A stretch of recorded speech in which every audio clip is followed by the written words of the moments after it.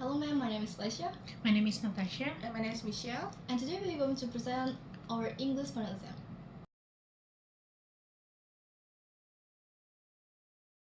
How many different places have you lived during your life?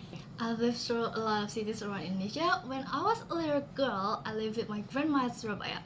When I entered elementary school, I moved to Bali because my dad was transferred there for work. And I lived there for about 5 or 6 years. And then I moved to Jogja, finished my junior high school there. The next year we moved to Aceh because my mom was really bored with the life we had back there in Jogja. Unfortunately, no one of us really liked it in Aceh, so the same year we moved back to Surabaya, and then I went back to Jogja because I applied for the university there. But then there is this COVID first pandemic, so I go back to my hometown and I never move anywhere else again. When was the last time you attended a live sport event in your city? A few weeks ago, my father took me to a basketball game that was being played at a university. I don't remember the team's name, but I know that one of the players is Vincent Rivaldi. The game was quite short and only had 2 halves instead of 4 quarters. I can't remember who won, but it was obvious that the Vincent were playing very soft on the other team. At halftime, some of the Vincent's members started throwing signs into the crowd. I think there was about 10 in all. The atmosphere in the stadium was very exciting. Everyone was shouting, whistling, cheering, and just making noise. After the game, we stopped at Starbucks and get some drinks and snacks. Well, it was really memorable days for the two of us. So, Natasha, how do you normally spend your holiday? On holiday, I usually travel with my family to various tourist spots. I truly enjoy traveling because I love visiting new places and I also like experiencing new food. Once I tasted raw octopus, which was an interesting experience for me. Additionally, I spend my vacation at home, where I enjoy sleeping, which is something that I can generally do in college anymore. Or sometimes I binge watch a new Korean or Chinese series at home. Natasha, are there any trends that have a negative impact on people's life? In my opinion, there are numerous trends that have a negative impact. For example, some influencers would prank strangers in order to increase view, where the prank could cause them physical or mental harm. Another trend was that some influencers would waste food while preparing them because they abuse the ingredient. Social media, on other hands, adore this type of content, despite the fact that it has a negative impact on them and those around them. So, Michelle, what are the main environmental issues affecting your country at the moment? Well, the main environmental issue affecting Indonesia these days, I think the air pollution. Yeah, it's really concerning. Have you noticed how bad the air quality these days? The smoke and haze are becoming unbearable in some cities, especially Jakarta. It's almost hard to breathe sometimes. And the effects are not just limited to our comfort. The air pollution poses health risks for all of us because the pollutant in the air can cause some respiratory problems like allergy, asthma. Yeah, well, I think there are several factors contributing to the air pollution, such as industrial emissions, vehicle gas, and burning of fossil fuels. The government should enforce stricter regulation, and we can also help our part by using public transportation and adopting green technologies. Michelle, do you, your friend, or your family recycle household waste? My family and I always make an effort to recycle our household waste. We usually recycle first items such as paper and cardboard, plastic bottles, glass bottles, and jars, as well as aluminum cans. We also separate organic waste for composting. Well, it all started because my mother are very enthusiastic about recycling, so we often discuss new recycling techniques and tips with each other. But occasionally, we face challenge with facilities or service in our area. For example, some days we may not have access to the recycling center, making it necessary for us to travel a bit further to recycle the specific item.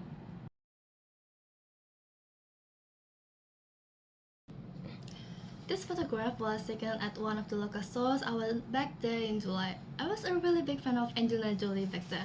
And in this magazine, there are Hollywood stars such as Angelina Jolie, Jen, Rihanna, Chris, Sandra, Gwyneth, Bradley, Jess, and some other stars I'm not really familiar with. This magazine is one of the most popular ways to advertise Hollywood star stories. They put their photos big in the front page with unique headlines, and it's a really common rule in design that the headline is written in the biggest size of font. This is to attract people who see the media from afar, and it's one of the ways to make people interested with the media itself. As they get interested in it, they might as well buy a copy. But it's not the best way to advertise, as it's not really in trend nowadays. People now start to advertise in social media, in a digital platform, rather than printing out magazines. Because teens nowadays are more active in social media and they prefer something that is simple, fast, and effective. Buying a magazine from a local source might take more time than buying it online in a digital file, which you can access it anywhere and anytime. A woman is wearing a black dress and appear to be working in the picture. This woman is in the image is typing a keyboard that is linked with two display. A lamp, several books, a telephone and a machine are on the large gray table. The woman is more likely to considering a name for her new product. In the process of coming up a new product, the designer must have a creative mind. However, the designer must keep in mind that the product name must still portray the product use and create an eye-catching name for the audience. Furthermore, the product name would be easily recognized by individuals. For example, Aqua is not only a unique name but an easily remembered name and represent the element of water. As a result, the Indonesian people always refer the mineral water as aqua. In conclusion, the name of one product can have a significant impact on the world of advertising. Okay, so professional branding. Professional branding refers to the process of creating a unique and consistent image of an individual or organization that sets them apart from others in their field. There are some key elements of professional branding. The first one is brand identity, that is to define and understand the brand's unique strengths, passions, and values. This helps create an identity that represents who they are as a brand. And the second is brand strategy, that is the approach behind how a brand builds identification and favorability with potential customers. A brand strategy showcases the brand identity, brand values, brand design, and overall vibes of the brand. And the next is brand marketing. It's to promote a brand products or service in a way that elevates the brand as a whole. This involves creating brand customer relationship and traits that people think when they picture a particular brand. For example, when you think coffee, the first brand that pops through your mind is Starbucks. And the final element is consistency in our brand design. This includes the consistent visual identity such as the brand name, the brand logo, the brand colors, fonts, and overall the brand experience. Hey guys, have you seen the advertisement about McDonald's Japan? I know, I have seen it before. Like the one in anniversary, right? Like the advertisement gives off warm style, warm vibes very much. Like I personally really like it. It gives off like a giving vibes. Right, it's really popular in social media a while ago. Some people even make a long thread of review for this advertisement. Isn't it just a simple or normal advertisement? Why it's so special about it? You don't know, like the advertisement is so simple yet straightforward. Like in one of people would recognize the message they want to convey, like a happy family with McDonald's. There's also a hidden meaning behind it. The advertisement wants to encourage the Japanese people to have a family because the birth rate in Japan are decreasing every year. Wow, it's such a deep meaning. So basically, the advertisement make Japanese people motivate to have a family. Like in that short amount of time, they make it possible to educate people effectively. Guys, do you notice that this is how a powerful advertisement is? Yes, now the advertisement can strongly motivate and influence large audience through their campaign. Like whether it's promoting a product, awareness about an issue, or encouraging behavioral changes, advertising has the ability to reach millions of people and make a significant impact. With the help of social media now, the advertisers could reach more and more people. In fact, if the advertisement go viral like this one, they could even reach wider audience around the world. With the rise of social media, advertisers can now target specific demographic and tailor their message. The ability of personalized ads based on the user behavior or preference can further enhance the educational aspect of the advertising. It's allow a company to engage with their audience on a more individual level. Like I think one of the reasons why advertising is such a powerful educational tool is because it combines creativity and storytelling. When it's done right, like the advertising we just talked about, like it could captivate audiences and convey complex messages in a simple and relatable manner. Absolutely. Advertisement often use emotional approach, appeals and narrative that resonate with people on a personal level. And by connecting with the viewer's emotion, it becomes easier to educate and motivate them towards a particular cause or action.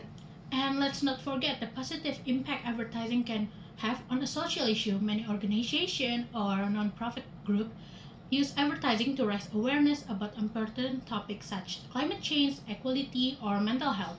It's helped create a collective mindset and encourage society to drive change. Like, it's impressive to see how advertising can push societal norms and change conventional thinking.